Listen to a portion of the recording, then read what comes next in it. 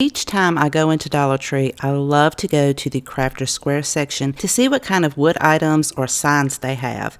If it's something very unique, I'll go ahead and purchase it, and if I don't have any ideas right away, they end up in one of my bins in my craft room. I have quite the accumulation, so today we're going to give these pieces some new life and a new purpose. I hope you guys enjoy. To become part of our crafty crew, all you have to do is click the subscribe button right below this video. Don't forget about the notification bell so you'll be notified when a new video is published. For this project, we're using 2 of Dollar Tree's wood house-shaped pieces. They're fairly thick, and this is the barcode in case you want to look that up online. If you can't find it in your store, you could also use a scrap piece of wood. These measure about 5 inches across and from the top to bottom about 7 inches. I'm going to use my hair dryer to easily remove both of those labels. We're also going to be using some of these wood planks. They come in a package of 6 and they measure 4.5 inches square. You'll need 2 of those. We're going to put the house pieces on one side, and using some wood glue, we're going to apply that to each side of the house and add a little bit of hot glue just to hold our wood plank in place so that we'll easily be able to turn this around and add our other wood plank on the other side, again using the wood glue. Then you'll want to take some larger clamps, and you can find these large clamps at Harbor Freight, and you'll just want to clamp each side and allow that wood glue to set up. It's going to give it a nice, strong, sturdy hold. Once it has completely set up, I'm going to take a piece of sandpaper and go over the entire piece, just smoothing it out, but also removing any of the excess glue that may have seeped out. Once you wipe that down, you can then paint it or stain it the color of your choice. I didn't have any stain color that I particularly liked on hand, so I'm going to take some Waverly Antique Wax and splash a little bit of water in there just to thin it out and give it a lighter color. Then I'm going to apply this on the entire outside of the piece using a soft brush, and before that dries, I'll take a dry paper towel and go over it to remove the excess and blend it in. I'll do this around the entire piece, and then some of the areas where some of the glue seeped through and maybe you couldn't sand it down, or just the imperfections in the wood. If you want to cover some of that up, just take some of your antique wax, add it over top of it, and instead of wiping it off, just take your cloth or paper towel and just dab it in. Or you could leave it with the variation of colors if you like that. But I kind of wanted mine to blend in better, so I used that method to kind of darken some of those lighter areas up. Using one of Dollar Tree's metal corrugated plaques, this one measures 7 inches square. I'm going to remove the hanger, and then I'll find the center point. Where that groove is for the center, you can bend this. It's very bendable. It's kind of easy. It's not super sturdy. You do have to kind of work with it a little bit. You want to bend it almost to an L shape. Once you get it like that, you'll set it on top of the house, and originally I wanted to use just this one sign, but when I set it on top, it's not quite long enough on the sides, and I didn't like that, so I'm going to grab a second metal corrugated sign, and once I remove the hanger from that, I can overlap these 2 pieces together, so I'll need to flatten out my first piece and then overlap them. And it's going to have about 3 grooves on each end that's not overlapped. And you can just set this on top of the house and kind of make sure you have the equal distance on each side. Once I know exactly where I want to bend it, I'm just going to bend that over just like we did our first sign, bending it into an L shape. And I am putting the 2 holes on the inside, so at least when they overlap, you'll only see one set of holes on the roof. I'm going to do the exact same thing for the other piece. Once I have those bent into shape and I like the way they are conforming to the top of the house, to reinforce them a bit, I'm going to take some E6000 and apply that to all of the areas where they overlap. This is just going to kind of give it a stronger bond. And then I'll put the clamps in place on each end just to make sure that that E6000 sets up and that these 2 pieces are glued together. Once that glue has set up, I'm going to set this on top of the house. Now, you could leave it in the center and make like a house shaped roof, but I kind of want mine to have a porch, so I'm going to push that tin more towards one end like this. I'm going to take my drill and pre-drill some holes at the bottom and top, and then add these tiny little silver nails that match this corrugated metal perfectly. You'll want to do that on each end. So you'll have a total of 8 nails in there, 2 on each side at the top and the bottom. So it should be looking something like this. Now I want to create a base for this, so I'm going to use one of Dollar Tree's signs. This has like a faux wood look on front of it, so if you wanted to stain it, you could. I'm measuring the width of the tin portion, so I make sure I have enough of the base. I'll measure and mark that out, and I'm also going to do the length of the tin.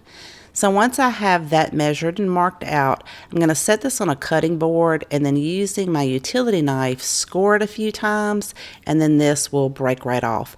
And if you have any little extra pieces, you can trim that down with your utility knife. Again, I'm going to make it the exact same width of the house, so I had to score and cut the other side as well. Once I know this is going to fit perfectly, I'm going to take a wooden dowel. These come in a pack from Dollar Tree, and I want to make posts for the front. So to cut that angle, I'm just going to hold the dowel at the top of the tin and make a mark, and then using my handheld miter shears, and I have this listed in my Amazon store, and the link to that is in my description box below if you guys are interested. I'm going to cut that angle and then hold the base at the bottom to make a mark so that I'll have the right length. Once I know it's going to fit properly, I will cut the dowel down for the other side, so we'll have a post on each side, and I'll just use that first one as a template.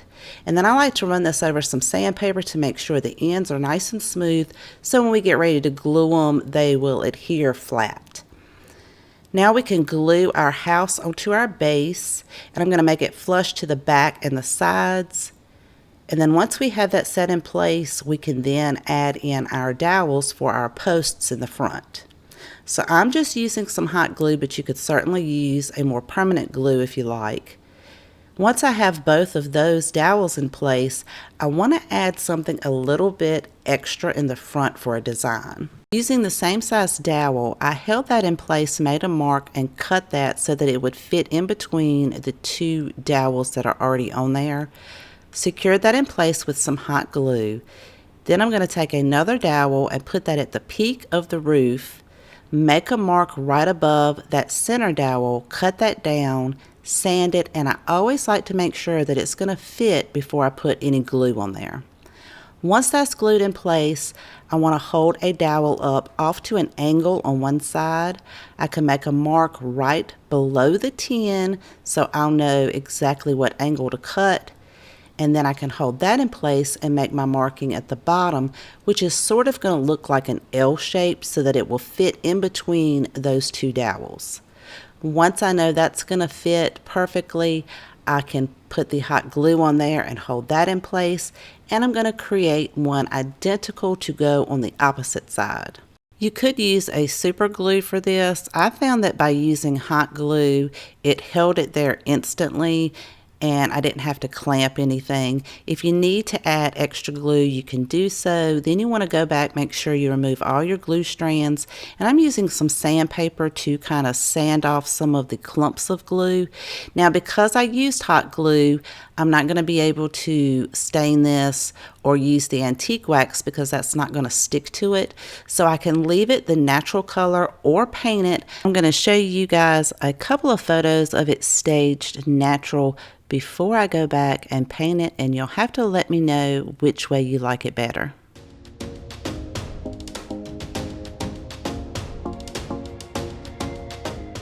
I debated on whether or not I wanted to paint this white or black, and I decided that black would look better with my decor, so I painted all of the dowels as well as the base in the front, and I think it turned out gorgeous, but I would love to know what you guys think, and you can even add a battery-operated votive to give it a little bit of warmth right there on the porch.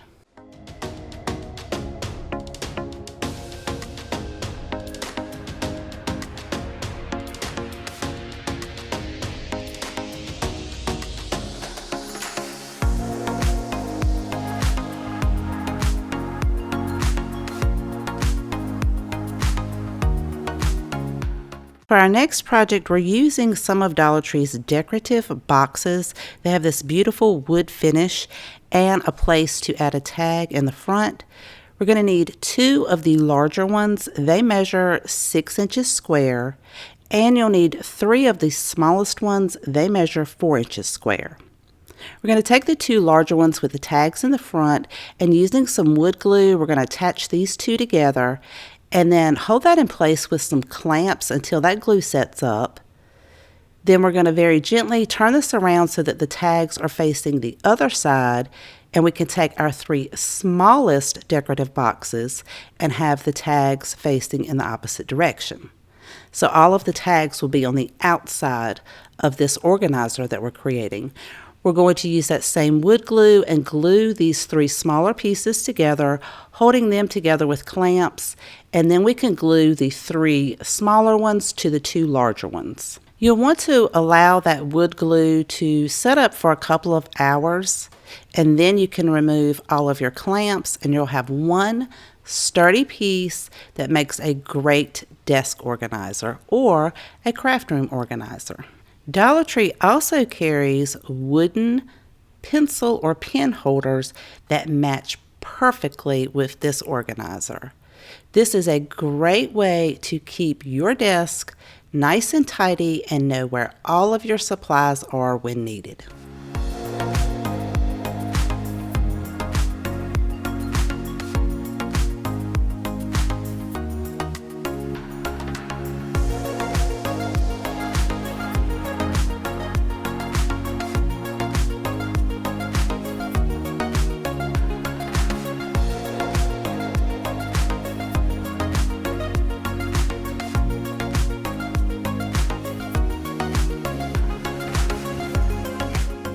I was really excited to find this wooden tree of life sign at Dollar Tree.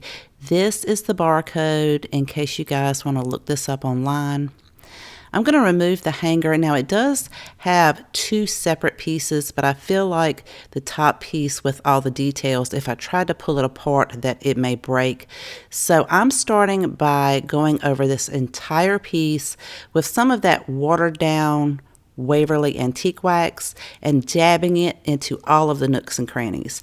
Once that's thoroughly dried, I'm going to take a piece of cardboard, one of Dollar Tree's small foam brushes, and some white chalk paint, or you could use acrylic paint. I'm going to wipe the majority of the paint off of the tip of the brush as well as the sides to make sure it's not clumped up, and then very light-handed go over the entire top part of this to bring out that design.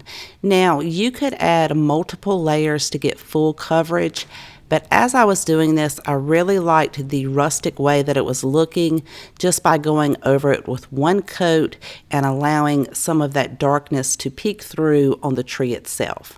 I made sure to go around the frame, and then you can add in the original hanger that came with it. I decided to add a longer hanger, so just took a piece of twine, folded it in half, fed it through the hole, and then I'll tie a knot at the end. This was such an easy project, but I absolutely love the results.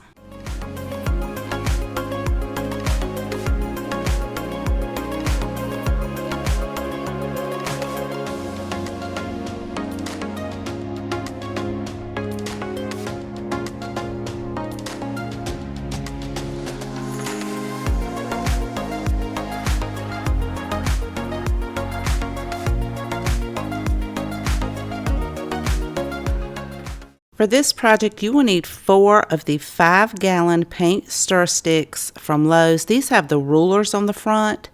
We're going to cut these down to 10.5 inches, and I'm using my miter box and handsaw, which I have listed in my Amazon store if you guys are interested. You'll cut all 4 of those down, sand each of the ends, and then if you're going to stain this, you can take a fine grit sandpaper and go over that ruler part, and that will come right off. So if you're painting it, you don't have to worry about it, but if you want to stain it and you don't want that ruler to show through, you can sand that off. We're going to use 2 more of Dollar Tree's wood house-shaped pieces. This is the barcode for these if you need it. These are a bit shorter than the other ones. They're still 7 inches wide, but from the top to the bottom, they're 5 inches. Once you remove the labels, you will want to go over these with a fine grit sandpaper, especially where the labels were, just to make sure you remove any of that residual glue. Now we're going to take 2 of these faux shiplap signs from Dollar Tree. They're already pre-stained this beautiful color. Again, if this is helpful, this is the barcode. These measure approximately 4 3/4 of an inch by 7 inches. Now this is the exact width of our wooden houses. Using wood glue, we're going to glue these 2 signs together side by side. Then we're going to take those house-shaped pieces and glue one on each end, clamp it together, and allow your wood glue to set up.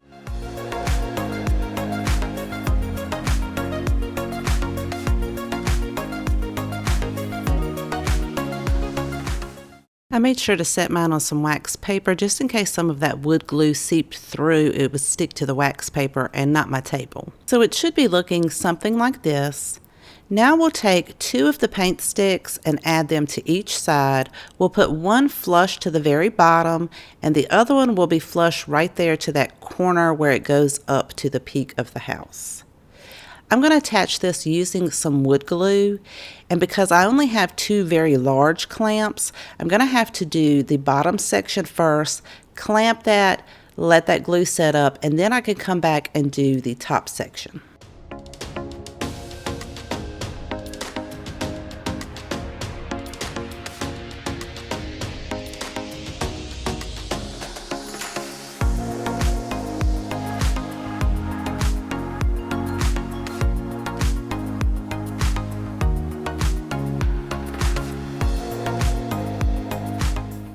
Now that the glue has set, I'm going to go over the entire piece with a fine grit sandpaper, really making sure that I get any of that excess glue off. Depends on if you want to stain or paint it. Stain's not going to adhere to that wood glue.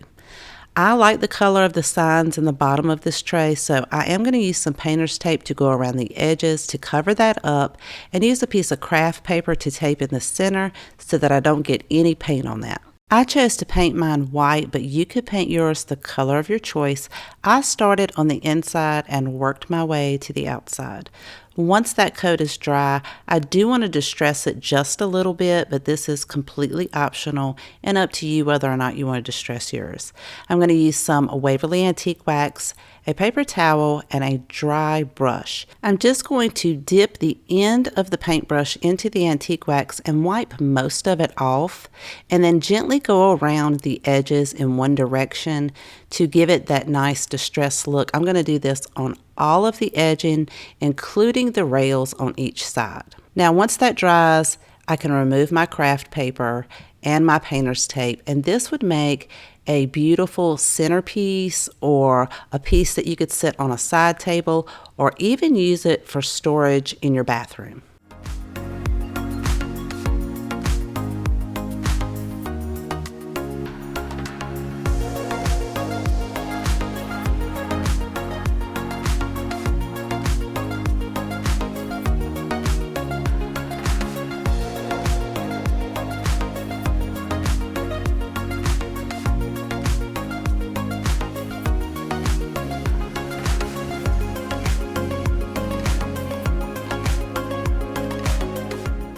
I hope you enjoyed today's video, found tons of inspiration, and if you have a favorite, let me know in the comments section down below. I always love to know which one is your favorite.